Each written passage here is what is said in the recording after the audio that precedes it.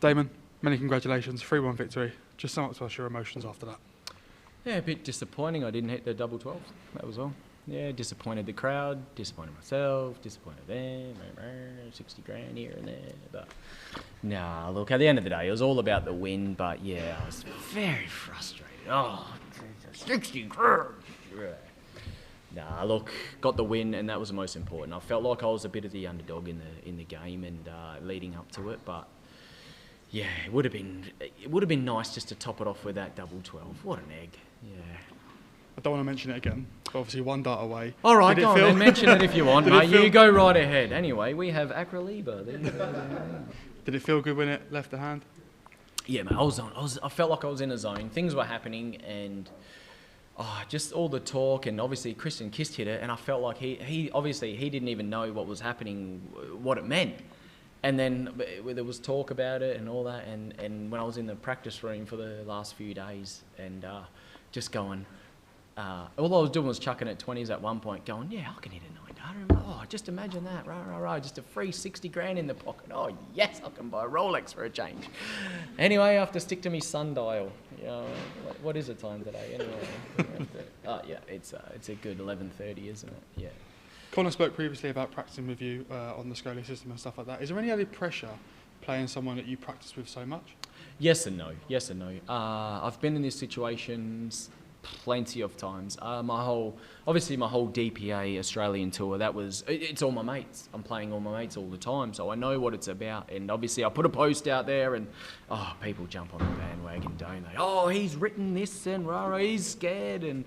Oh, it's nothing like that, mate. It's tongue-in-cheek and all that. So I know what it's all about, and I know how good Connor is. And the build-up, he's been flying. He's got so much going for him. He's got nothing to lose at the end of the day, and he's got his tour card again. But this time it's a different story. So he will, he'll pull up trumps and he'll do some amazing things. So I knew what it was about, and we both. I didn't message him after the draw was done. That's it. We both didn't message each other, to be honest. So I didn't break and he didn't break. So we knew when we came into this game, it was just, it was all for all and just get the job done. An excellent display of finishing from you today. 4 ton plus finishes, 52% on the doubles. Have you been practicing more on the doubles, or is it just great today? No, I kept my same routine. I always do. I've got a routine going, and I practice a lot. Not as much as Connor, though. He does do 8 hours plus or whatever he does. It's crazy. He needs help. But for myself, I do 2 in the day, 2 in the arvo, or 2 plus. So I do get up there as well myself. Depends how I'm feeling, what's going on. But if anything, the only thing that I changed was in my night sessions, I do play game mode. So I'll play best of 5 sets against the computer or whatever's going on. I had one practice with Luke Woodhouse as well. Danny Lauby come down a couple of times. So I've had a couple of decent practices with them. But for myself, just normal routine stuff. You touched on Luke Woodhouse there. You'll be playing him in the 3rd round after Christmas, a fellow Harrows player. Are you looking forward to that tie? Yeah, 100%. We've had many battles on the golf course. He is a bandit, I'm not going to lie. But on the dartboard, we seem to have some good battles as well. So, it's sort of the similar situation. And I'm pretty sure he's been having a great year. There's no two ways about it. This is probably one of his best years, I'd like to say. And he hated feeling like what did he say? Like a imposter. And I felt like, this year he has come along as not the imposter, but yet actual proper dart player, and he's gone far. He's got a great action, but I've just got to treat it as like another game like tonight, and hopefully get the job done then as well. Cheers, Damo. Thank you. Cheers. Damo, many congratulations. We know that you're a massive darts fan anyway. What's it like having to wait 6 days or to get here and then get involved in the tournament and watching it at home? Yeah, when I watched the draw and everything coming out, I'm like, now I've got like 3 weeks. What am I going to do with myself? Because I'm always in the darts. I'm all about the darts, and I'm playing everything, as you know. I practice and play and do all that, but because to have the 3 weeks off, I'm like, what do I do with myself? It was hard. Not hard. Like, it's pretty easy because I just throw darts and I work out and I eat healthy and I do a lot of things. for me, in the last week building up to it, I've got some mates from Aussie. I don't know if you've seen in the TV. I had all my mates come along as well. So that was it was a massive boost. It was more, I didn't when they were here, I didn't practice as much. I still did my time, but I didn't do it as much. But I think that was more of a mental thing, having my mates here and having that time with them and talking about stuff. And I think, yeah, that was really good, because they were the guys that were here when I won the Brisbane Masters as well. So for them to be here and I win again, it's a bit of an omen. They might have to stay till the third, I would imagine. That's I'll have to pay for that, I would imagine. Yeah, I don't know. You spoke about, obviously, the battle against Connor. Did you prefer knowing who you were playing rather than one of the other international qualifiers or something that you didn't know so much about? The fact that you knew his game inside out, was that an advantage? I think it was pretty good. Yeah, I think I knew what I was up for. I knew I had to bring a tough game because it's a tough opponent. If I had a name that I didn't know, and say I looked at his stats and they were, say, like an 83 for a season or something, that might have been in the back of my mind going, just roll up and get the job done. But it doesn't work like that at the Worlds. It does not work like that. Everyone loves an underdog. There's no two ways about it. You know what I mean? I could have gone 2-0 up and 2-0 up in legs to win it. The crowd would have been on my back if Connor got another one, or it could have been anybody. And then I think that's how the Worlds work and the crowd and all that. So to place someone that I know is such a brilliant player, that's it's a different mentality going in the back of your mind. That's what I think. Another great year for yourself, a record high ranking for yourself. It could even go higher after this. How would you reflect on your year as a whole? Yeah, I think it could be better. It could always be better, and I think that's probably how every dart player looks at it. It can always be better. With I think like last year I'd done a lot of damage, and then this year I've maintained a good standard. Not to get, I think probably the Euro Tour has just let me down. That's probably the massive one, and if I'd done half decent there, I think it could have been better. But a lot of TV tournaments, I've just had a bit of hard luck, or I've just missed out 1 or 2 legs, and that's where I've gained a lot of experience, and that's where I think I've grown as a player, and things don't faze me as much as it would have before. Cheers, thanks. Damon, well done on the win. You said earlier you thought you were the underdog going into that match with Connor Scutt. I'm just wondering what the thinking is behind that, because you've obviously achieved a lot. Connor's in great form, but in terms of the experience on that stage, you've got a fair amount more than him. Yeah, I think people like to see what they want to see, and there's a lot of hype on social media and a lot of, like Wessel Nijman is what, 5th favourite? Is he? What's he won? Yeah, so it's things like that, not taking it away from the kid. 107 average in the group stage and not get through, that's ridiculous. That's very unlucky, very unlucky. Great player and all that as well. But that's pretty much what it is. It's form leading up and all that. And Connor Scutt, obviously, he made a quarter. He's playing well, 100 average, this and that, and this and that. He's got a great head on his shoulders. There's no two ways about it. But I just felt like I've been in this situation before.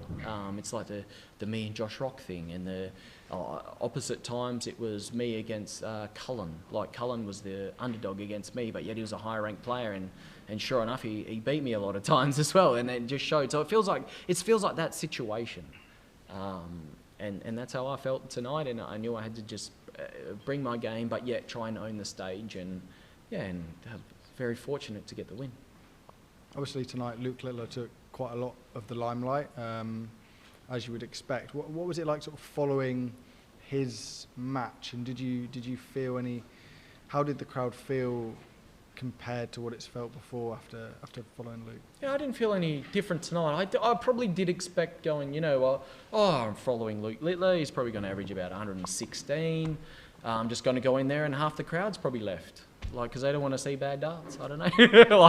It was one of those. It was one of those. It felt like he was just going to put on a massive show, and then everyone wasn't really going to stick around to watch us. But at the end of the day, it was, me and Connor. I felt like it was going to be a great tussle of a game compared to Connor and Ryan Meikle. And there's no disrespect to Ryan Meikle, but to be fair, he put up a good show, and maybe he should have won that first set as well. And Luke, I think everyone just knows what to expect and all that. So I felt all I was worried about was timing my game when I was going to play and when to get here and when to prepare. So I ended up making sure I got here an extra half an hour early than I did, just so if anything was to happen. And yeah, that was all I could say about that. Well done, Damon. Thanks, mate. Well done, Damon, on the win up there. Next up is another practice partner of yours, Luke Woodhouse. You said you played a few games with him. It could have been Mike Dedeker, current major champion rather. Are you sensing that the draw's beginning to open up a little bit now? I mean, we know Luke's a great player, made a semi-final, but not a major. Yeah, I think I just got to worry about every game as it comes because, yeah, I've been in that. Obviously, last year I lost to Scott Williams, just thinking on paper that opens up for myself, didn't it? But obviously I didn't rise to the occasion and lost. Yeah, what do you do? So I've got to just take it as every game as it comes. Yeah, Mike Dedeker, I swear there was a lot of people, again, putting him as to make the quarters or semis, yeah, and obviously he didn't. I would love to have taken my revenge on him. I did miss a couple of darts there. Oh, you egg. Just like a double 12. What's wrong with you? Double 12, 60 grand, I'm sorry, 60 grand. Yeah, nah, look, it's one of those, like Woodhouse, Dedeker, like I said, Woodhouse is on a high, he's got a lot of confidence, fair play to him. Dedeker, yeah, he might have had a bit of pressure on his shoulders thinking about, you know, everything that was to come with his win, and it just didn't happen for him. And everyone has them days. It's how it is. I've been there, and everyone else has been there. So, Just wanted a quick word as well on Simon Whitlock. With what's happened here, he's not going to have a tour card next year unless he goes back to Q School. Obviously, he's been a legend of darts and specifically Australian darts as well. Can you just talk a little bit about Simon, what he's done for you? And he's definitely put Australian darts on the map. He was the first man, wasn't he? He's the man to do all that. And if it wasn't for him, yeah, who's to say everything that's been given to darts in Australia would happen? It might, you know, it may not have happened as of yet. You know what I mean? So it's all, yeah, fair credit to Simon. He's had a crazy good year. Crazy good years in general. Crazy good career. But he's not given up. I think he's going to Q School and he's playing in this and play. Like, he can't give it up. He just can't. Like, yeah, he'd be in a crutch and on a wheelchair and still playing darts. Like, that's just what he does. He loves it. He absolutely loves it. So, yeah, fair play, Simon. Well done, mate. But like, yeah, we need more from Australia, doesn't it? Like, he's put it there.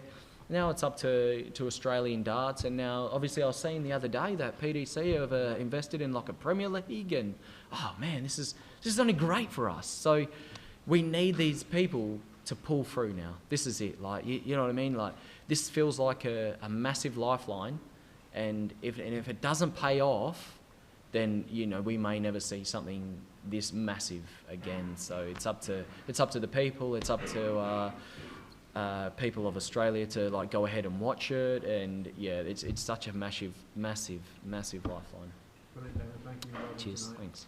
Congrats, Damon. Just to bring up the underdog conversation again, obviously you were drawn in the same half as the Luke and Luke half, it's been said. Obviously everyone else has pretty much been written off in the entire section. Everyone predicts the Luke versus Luke semi-final.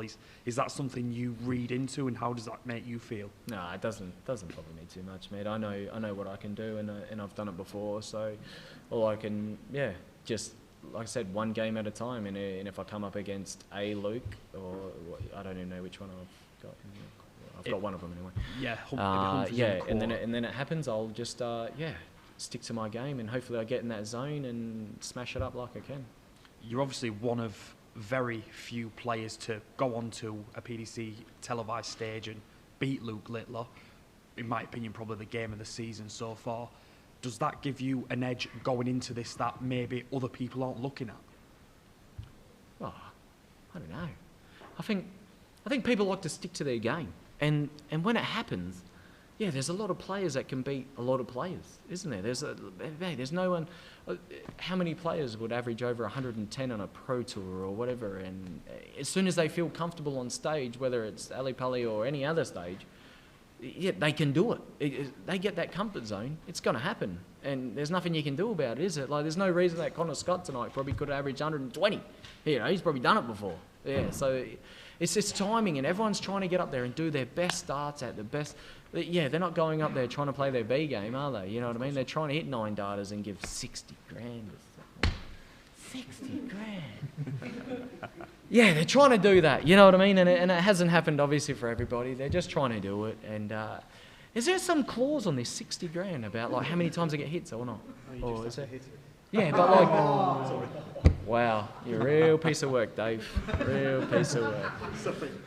But nah, look, yeah, everyone, like I said, everyone's up there trying to do their best, and we're just, and that's it. Whether it's a Luke or not, I like to think people like to turn up against named players. It's normal. It's the normal case, isn't it? When you get a named player, Gary Anderson, Michael, and Luke, and all that, you just like to think that everyone likes to turn up and play their best game that they can, and I think like a good, 8-7 out of times that people do turn up for them games. What was it like for you sharing that stage in Minehead with Littler? Like, obviously, the natural talent is there. That was quite some time ago, mate. Back there, did you? I've played a lot of games since then. Don't you worry. Jeez. Wow. If I have to look back on YouTube, where's my phone? Have you got my phone, Dave? Jeez. Now, look, all I probably couldn't remember is that I felt very determined and very, very. I don't want to say angry. I'd like to say determined, because all I kept doing was watching his darts, but thinking that I can do better. I can always do better, and just follow his darts and do better. That's all I felt on that game, and I just rated myself as a really good player. That's nothing too much. Yeah. Anyway, we have Accolade sponsor. Damo, you've been cultivating this larger-than-life stage persona and having a large presence on social media with a lot of banter, as we would say. What role does that confidence and creating that support, especially with how tribal the UK and Australia is, mean to you on terms of the stage? It's not as massive as Stephen Bunting, I'd like to say. He's very different gravy, isn't he? He's a character. For Australian audience, it's so hard. It's so hard because they're the opposite times. So it was like my old man probably had to got up at 4 this morning just to watch me, or 3 or something just to watch me. So it's a very hard audience to gather so I hope this gets replayed a lot, and keeps everyone interested in the dart situation. And that's where it takes a lot of Australian, New Zealand dart players, Antipodeans, to come across and keep promoting and keep doing well, because that's where we'll get the exposure, and that's where like I said, the PDC now is gone with the Premier League, so I hope that gets massive exposure and a lot of interest in, and people can accept that like darts is a life you can live. Just playing darts, it's insane. Like, people would never have thought, being in Oz, you can throw darts and make a living, and they probably still don't now. I mean, you can't do it in Oz, but here you can. So if we get that massive exposure, then it can be brought here. Yeah. And I know recency bias, obviously coming off a win, but being an immigrant to a country so far away from home can be very tough, not just when you're winning or when you're losing. So with the dream and how long you've been chasing it, still love it? Yeah, that's it. The massive thing, obviously, I don't have kids, so easy peasy. But I get to travel, and an hour's flight and I'm in a new country is insane, where an hour's flight from Perth, I'm still in like WA. It's just one of the perks of the job. You know what I mean? It's I don't see it as a job, but I love going for a practice. I like going to do everything that I need to do to be a better player, and it's worked so well for me at the moment. You know, things I've been going here and here and here. I've not had a massive setback. I haven't even stagnated, you could say. I feel I haven't stagnated, but I feel like I've been doing everything right, and I just always want to do better, and but at the same time I get to travel the world, and the massive sacrifice for my wife as well. That's the massive one. You know, she gets to see the world, and I get to play darts for a living. It's absolute insane. Yeah, insane. Hey, Damo. Just wanted to ask you one question in regards to you've been on the tour for some time now. You've been climbing the rankings, and now you put yourself in a position where you're going to potentially qualify for more World Series events as well as potentially a Premier League. What would that mean to you as a player? G'day, Will. How about I tell you? Nah, mate. Look, it's just all. I don't know. It's all stepping stones for myself. I've never promoted like Premier League, you could say. Like I've never promoted it. But don't get me wrong. If it was ever offered, obviously I'm going to snatch it out of your hands. It's just how it is. As a dart player, you're going to go, oh, of course. Why wouldn't I do that? You know what I mean? 17 weeks against the best players in the world. Yeah, on a stage, you're gonna snatch that right out of anybody's hands. That's what I'd like to think. But for myself, I've always just focused on. I've always focused on small things, so like the Pro Tour rankings. That's been my main focus for one point. I've never really worried about the main tour because that comes part and parcel. Because once you're Pro Tour rankings, you're Euro Tour, you're in that, you're in all of that, and then everything comes along there. So, but I always look back on the years what I've done, and I want to better it, and I want to better it every single in all the different aspects. But this year my main focus was more about myself rather than outcomes. It was always about my health and making the right decisions and everything that I can control on stage, just doing that without the outcome. So you know what I mean, if I'm left on 299, make sure I go the 19s, the 57 to the 18s, triple 18s, you know what I mean? Stuff like that. Or just see where the other player are at and stuff like that. So, yeah, for myself, I've a bit of a learning curve this year. But, yeah, I'm all for darts. That's all it is. I'm all for darts and I'm all for, making a massive career of it. Cheers. Damon, here. Maybe I have an opportunity for you to get that 60 grand. Are you interested? Well, mate, you put it on the table here. Do I get another dart at the double 12? Is that what you're saying? No, what about Premier League? Because some of the typical contenders are struggling or out. Do you think you're already in now? Oh, no.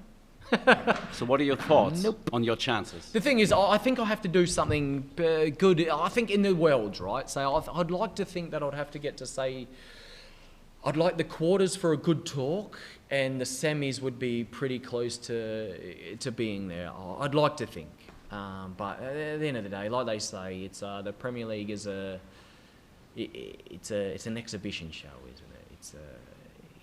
You want to see. I don't know, the likes of Gezi Price, you know what I mean? Like, I know that he hasn't had a great year, but at the end of the day, you probably want to see him because he's given it all that and he's the bad guy and all that. I know I'm Australian and a bad guy, but nah, look, yeah, like I said, if it was ever offered, I would take it. There's no two ways about it. But no, I'm all for the rankings and I'm all for doing what I need to do. That's why I've not done a lot of exhibition work because I am focused on the main ranking system, and I want to get myself there. But you would love to play there? Oh, of course, yeah, why wouldn't you? Yeah, I would snatch it. And your walk-ons and all this colorful stuff with your hair then and everything, was this kind of a preparation to get you in a position to get this call? No, it was never about that, because you can see back, I don't know how far we're going back. We're going back anyway. It was all about me. I watched my games, right? I watched my games back in the day. And the only games that I really won was when I was enjoying myself, happy, and I was interacting with the crowd. I was having a joke. I was doing a little bit of a dance, and I was doing this. And that's where it all come about was I've got to enjoy myself to play my best to starts rather than coming out on stage. When I first come on the scenes, I was very rigid and I was very all about every single moment and every dart mattered, every leg mattered, and I'd get so down on myself because I think, everything, was very strict. But once I relaxed and I could see that I won things without just being relaxed and interacting with the crowd and not thinking about things, and that's where it sort of come about. And then it happened in a Euro tour where I come on and I started doing a bit of a dance and I won, and I'm like, oh, this is great. And then I started thinking about all the rest of the Euros and what can I do here? What can I do there? And I don't know, things just snowballed. And that's where I think where I grew as a player, knowing what I need to do, because obviously back in Oz, we don't have that. We don't have the stage presence. We don't have that sort of thing. So that's why I think with this PDC going with the 2 months of the the stage that they're doing and the 8 players, the Premier League thing that they're doing there, it's going to be massive, and it's going to bring on the young players. It's going to bring on someone else to come over and go to Q School, and hopefully we get a few more Aussies or New Zealanders on tour, and it's the only way the game's going to grow down there. So yeah, massive kudos to PDC putting this on.